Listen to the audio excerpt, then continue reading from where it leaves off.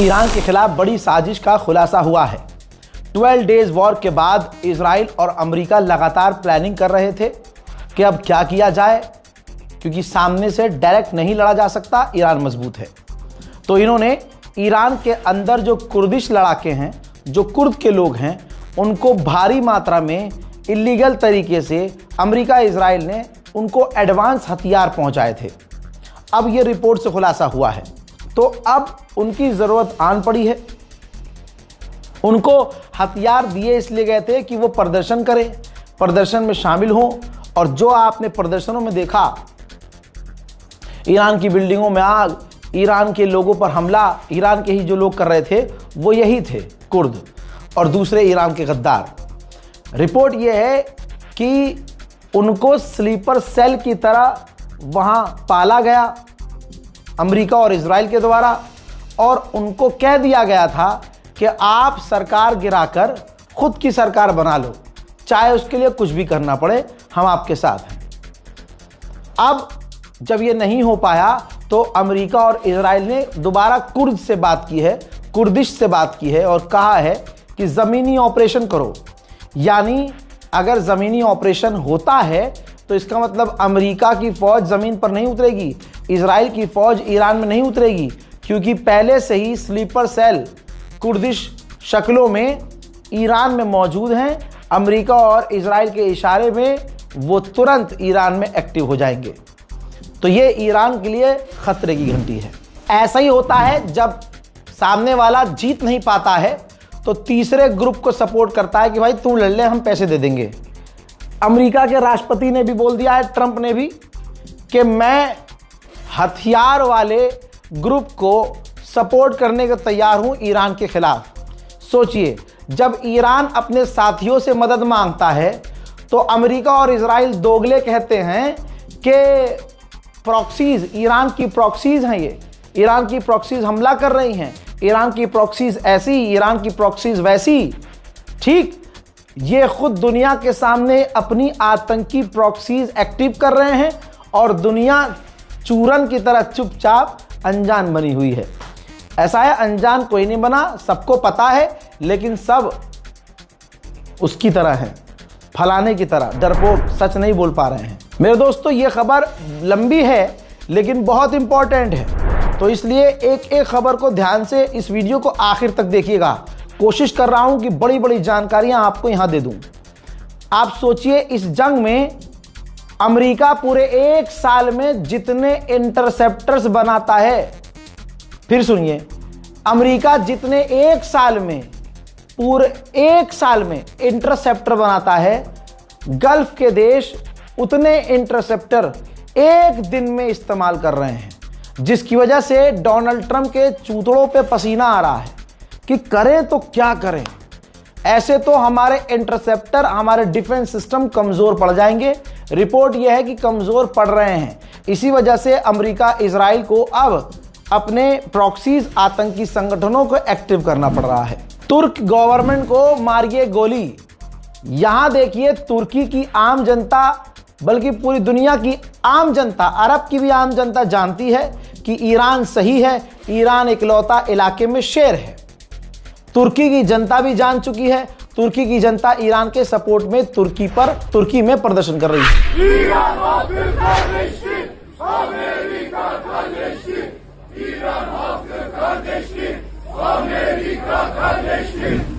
Qatar ने कहा है कि हमने 2 लोगों को गिरफ्तार किया है जो ईरान की IRGC के लिए जासूसी कर रहे थे। ईरान मिडिल ईस्ट को इतना पीट रहा है कि 9000 अमेरिकी मिडिल ईस्ट में फंस चुके हैं और ट्रंप पहले ही हट चुका है।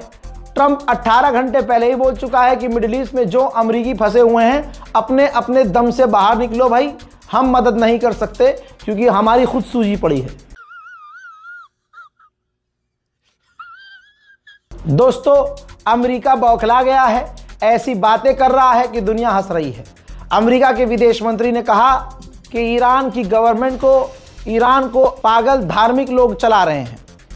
इन्होंने ये भी कहा कि अगर हम हमला ना करते तो ईरान परमाणु बना लेता। एज यूजुअल, हमेशा वाला झूठ। आगे इन्होंने बोला कि वो पूरी दुनिया के लिए खतरा होते, यानी दूसरों को डराना शुरू किया ताकि दूसरा भी एक्सेप्ट कर ले कि हाँ बढ़िया किया अमेरिका ने। उन्होंने आगे ये भी कहा कि अभी हम ईरान पर और बड़े हमले करेंगे। हमने ईरान को इतना कमज़ोर कर दिया है कि वो अब टेररिज्म को सपोर्ट नहीं कर सकता, वो अपने आप को बचा नहीं सकता। हमने उसके एयर डिफेंस सिस्टम, उसकी नेवी, उसकी एयरफोर्स को ख़त्म कर दिया है। अमेरिकी सेनेटर ने कहा है, ये दूसरा सेनेटर है, इसने कहा है कि हमें अमेरिका की फ़ौज ईरान में उतारनी पड़ सकती है। मैं तो कह रहा हूँ जल्दी उतारो, ईरान बहुत बेसब्री से इंतज़ार कर रहा है। ईरान छोड़िए, ईरान की जनता बेसब्री से इंतज़ार कर रही है। ईरान के सुप्रीम लीडर, मरहूम शहीद सुप्रीम लीडर के बारे में एक बड़ी जानकारी। शहीद को मशहद में ही दफनाया जाएगा, लेकिन डेट कंफर्म नहीं है कि कब दफनाया जाएगा। यह कहना गलत होगा कि ईरान का नुकसान नहीं हो रहा है। बिफोर आफ्टर दिखा रहा हूं, ये देखिए, ईरान की मिलिट्री साइट हमले से पहले बिल्कुल सही है और हमले के बाद पूरी तरह से मिट चुकी है। इसी तरह से दर्जनों तस्वीर है, दर्जनों जगहें हैं जहां ईरान की मिलिट्री साइट थी और अमेरिका, इजराइल ने अपना पूरा दम लगाकर उन पर हमला किया और ईरान का बड़ा नुकसान कर दिया। अब इधर IAEA की एंट्री हुई। IAEA ने कहा कि मैं 10 मरतबा कह चुका हूं कि हमारे पास कोई सबूत नहीं है कि ईरान परमाणु बना रहा हो, लेकिन यह कहना ज़रूरी है कि उसके पास इतना यूरेनियम है कि वो परमाणु बना सकता है और इस बात की कोई गारंटी नहीं है कि उस न्यूक्लियर प्रोग्राम पीसफुल है। सर्बिया के राष्ट्रपति का भी बयान आ गया है। सर्बिया के राष्ट्रपति ने कहा है कि अगर ये जंग आगे बढ़ी तो हम सब बर्बाद हो जाएंगे। स्ट्रेट ऑफ हॉर्मूज हमारे लिए, दुनिया के लिए बेहद ज़रूरी है, चाइना के लिए बेहद ज़रूरी है, ईरान के लिए बेहद ज़रूरी है, लेकिन ईरान ने अगर ये बंद रखा तो पूरी दुनिया तबाह हो जाएगी, इतनी महंगाई हो जाएगी। डोनाल्ड ट्रंप एक बिजनेसमैन है, एक दल्ला है और कुछ नहीं है। उसने खुद बता दिया है, ये देखिए उसका नया ऑफर है कि स्ट्रेट ऑफ हॉर्मूज में अब जब ईरान ने हमले शुरू कर दिए हैं और लोग वहाँ से निकलने से डर रहे हैं, तो हम एक इंश्योरेंस पॉलिसी निकालेंगे। अब ये इंश्योरेंस बेचेगा, इंश्योरेंस सस्ता होगा, कंपनियां हमसे इंश्योरेंस लेंगी कम दामों में, और जो हमसे इंश्योरेंस लेगी हमारी नेवी, हमारी एयरफोर्स, हमारी नेवी हो, एयरफोर्स हो, ग्राउंड फोर्स हो, पूरी ताकत से उनको रेस्क्यू करेगी, उनको घेर के उनकी सुरक्षा का ध्यान रखते हुए उनको स्ट्रेट ऑफ हॉर्मूज क्रॉस करवाएगी। यानी ईरान का डर दिखाएंगे, पॉलिसी बेचेंगे और पैसा कमाएंगे और अपनी फौज को किराए पर देंगे। यह है अमेरिका की औकात। दोस्तों, IRGC के कमांडर ने बयान जारी करके जानकारी दी और उन्होंने कहा कि हमने कुवैत में 100 बार हमले किए हैं और तगड़ा नुकसान किया है, हर हमला हमारा सटीक रहा है। पहली बात। उन्होंने आगे ये भी कहा कि हमने कुर्दिस्तान को भी निशाना बनाया, कुर्दिस्तान पर भी ड्रोन हमला किया और अमेरिका के 100 कैजुअल्टीज हैं, अमेरिका के फौज के 100 लोग घायल और मारे गए हैं। साथ में ये बात तो मैं बता चुका था, लेकिन इन्होंने भी कंफर्म कर ही दिया है कि हमने अमेरिका और इजराइल के 35 से 36 ड्रोन को मार गिराया है। डोनाल्ड ट्रंप का अचानक से बयान आता है और बताता है अमेरिकियों को ढारस देने के लिए कि हमारे B-2 परमाणु बॉम्बर ईरान पर बमबारी कर रहे हैं। स्ट्रेट ऑफ हॉर्मूज में ईरान का खौफ तारी है। जरा इस वीडियो को देखिए, टैंकरों की, समुद्री जहाज़ों की लाइन, कतार लगी हुई है, लेकिन किसी में इतनी जुर्रत नहीं है कि जो हैदर के लाल ने, जो अली के लाल ने लाइन खींची है उसे कोई क्रॉस कर दे। सारे टैंकर लाइन से खड़े हुए हैं समुद्र में। कुछ ही घंटे पहले इराक में इरबिल, जो वो जगह है जहां अमेरिका का मिलिट्री बेस है, एक बार फिर से ईरान ने वहां हमले किए हैं जो सटीक हुए हैं। فوقينا وين راح وين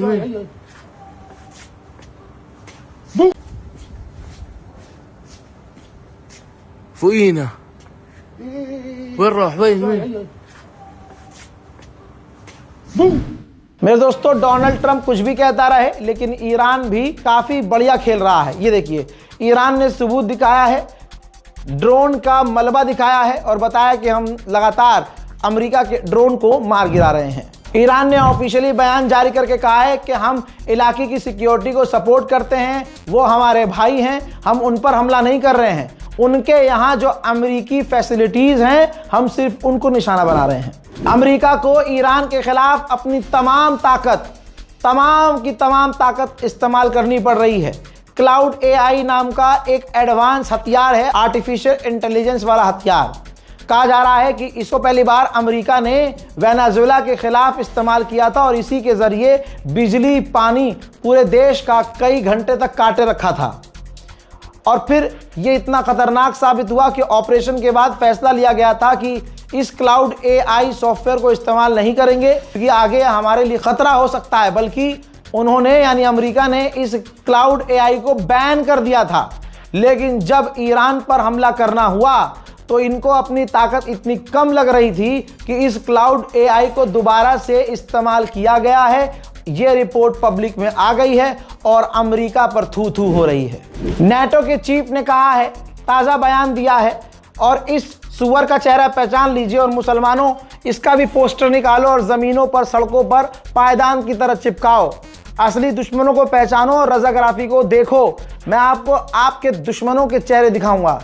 इस नेटो के चीफ ने कहा है कि दुनिया और बेहतर हो गई है जब से खामनाई गए हैं, जबकि दुनिया देख रही है कि खामनाई के शहादत के बाद पूरे मिडिल ईस्ट में आग लग चुकी है।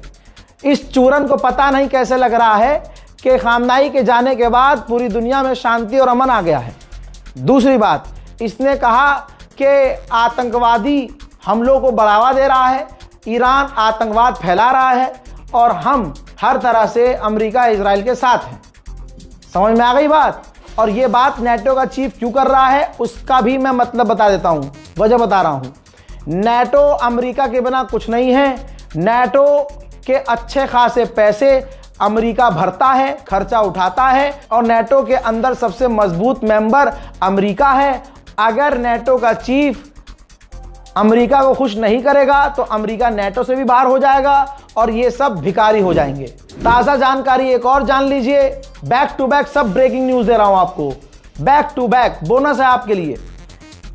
ईरान के विदेश मंत्री ने कह दिया है, जहां दुनिया सोच रही है कि ईरान अब प्रेशर में आएगा, ईरान के विदेश मंत्री ने कहा है कि हम बात नहीं करेंगे, हम बात नहीं करेंगे, बल्कि हम शैतान से लड़ते रहेंगे। अल्लाह अकबर। सबसे बड़ा दुश्मन ईरान का, इस्लाम का, दीन मुस्तफ़ा का अगर कोई है, मोहम्मद बिन सलमान का घिनौना चेहरा दूसरी बार सामने आ रहा है इसी जंग में। एक तो मोहम्मद बिन सलमान ने डोनाल्ड ट्रंप पर दबाव बनाकर हमला करवाया कि हमला करो, हमला करो, क्यों नहीं करते? अगर नहीं करोगे तो ईरान घमंडी हो जाएगा, पूरी दुनिया में उसका रौला हो जाएगा। ठीक, अब अमेरिकी सेनेटर आया है सामने, यह है अमेरिकी सेनेटर जो डोनाल्ड ट्रंप का काफी करीबी है। इसने भांडा फोड़ा है, इसने कहा कि मोहम्मद बिन सलमान, सऊदी अरब की गवर्नमेंट ने कहा है कि अगर ईरान की रिजीम गिर गई तो हम इजराइल से नॉर्मलाइजेशन कर लेंगे। और इजराइल भी इस बात पर राजी है और वो एग्री है, खुश है कि चलो किसी बात पे तो सऊदी अरब ने शर्त रखी कि ये काम कर दो और सऊदी अरब नॉर्मलाइजेशन कर लेगा। तो ये काम कितनी बौखलाहट से मोहम्मद बिन सलमान चाह रहा है कि रिजीम गिर जाए, ईरान की गवर्नमेंट ख़त्म हो जाए। और आगे इन्होंने बताया कि सऊदी ने बोला कि अगर ईरान की रिजीम नहीं गिरी तो इजराइल से नॉर्मलाइजेशन नहीं करेंगे। यानी पहले डोनाल्ड ट्रंप पर प्रेशर बनाया बिन सलमान ने कि ईरान पर हमला करो, ईरान पर हमला करो। अब ये इजराइल पर प्रेशर बना रहा है। ये सुअर की नस्ल, ये पड़ोस की पैदाइश, ये जिसके बाप का पता नहीं असली बाप कौन है, ये मोहम्मद बिन सलमान अब इजराइल पर प्रेशर बना रहा है कि हमसे अगर नॉर्मलाइजेशन करना है तो तुम्हें ईरान की रिजीम को खत्म करना होगा। लानतुल्लाह। उधर ईरान पर फिर से देर रात को इजराइल के बड़े हमले, तस्वीर आपके सामने।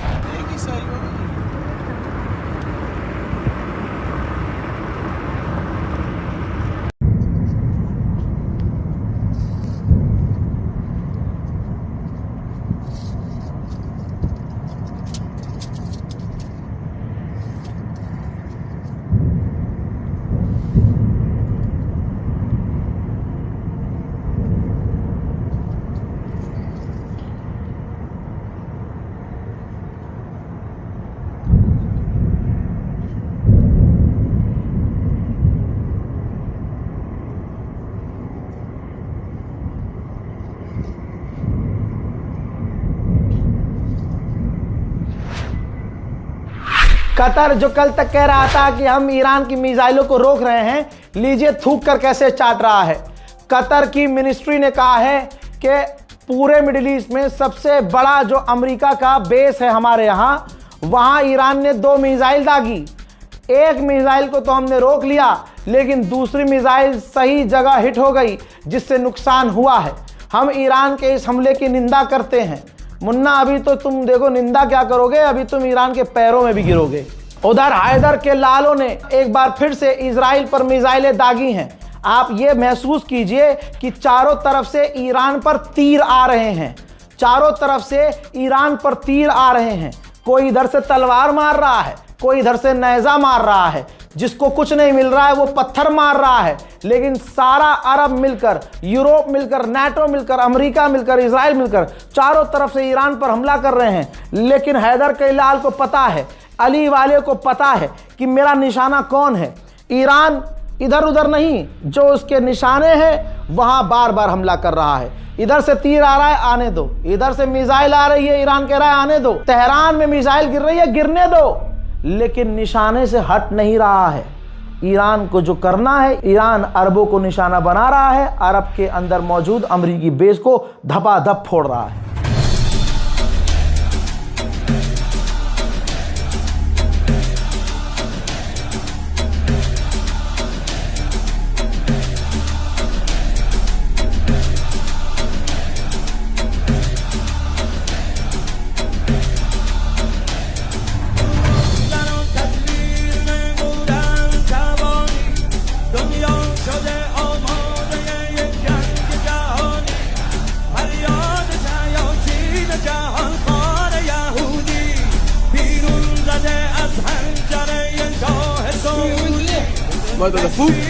ما تدفوق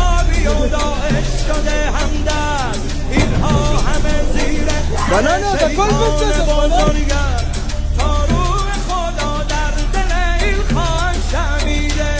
دشمن به خودش یک شب آرام ندیده. کم کم همه جا میرسد آوای حسینی. بین المللی میشود این ارث خمینی. آرام و قرار همه کف به هم خود. بیداری اسلامی دنیا برقم خود. با ما سخن از جنگ مگو ما که نمردی. وينه ما پاسختان وين راح وين به وين دم تیغ سپردی. از منطق ما حذف شده واژه تسلیم. در شام و عراق و یمن آماده جنگی. در شام عراق و یمن آماده جنگی. بر امر حاصل گوابیل ببارد. هر قلب تل‌آویو که سجیل ببارد. فردا که دم حیدری از کعبه برآید. فردا که دم حیدری از کعبه برآید. دوران معاویه صفت‌ها به سر آید. این پرچم شیعه است که بر قله دنیا. هر کس علی دم بزند هموطن ما. یا حیدر کرا زند نقش به زودی. یا حیدر کرا زند نقش به زودی. یا حیدر کرا زند نقش به زودی. بر پرچم سبز عربستان سعودی. بر پرچم سبز عربستان سعودی. حیدر حیدر.